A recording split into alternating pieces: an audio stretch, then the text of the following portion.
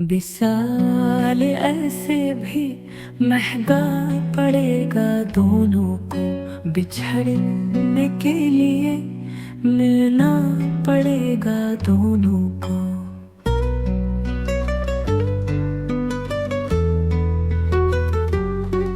फिर ऐसे करके ताल्लुक का फायदा क्या है, जब एक कमरे में रहना पड़ेगा दोनों को।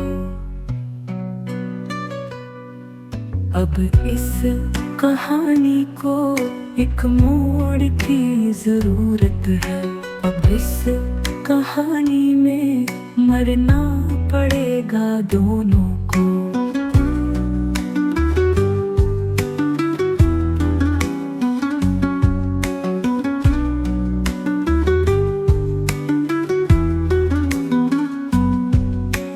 जान कर भी ताल्लुक बढ़ाना ठीक नहीं, कि अगले साल बिछड़ना पड़ेगा दोनों को।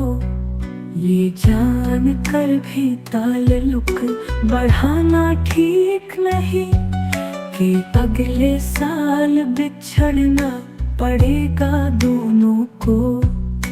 कदम कदम पे ज़माना मिलेगा राहों में, कदम कदम पे संभलना पड़ेगा दोनों को।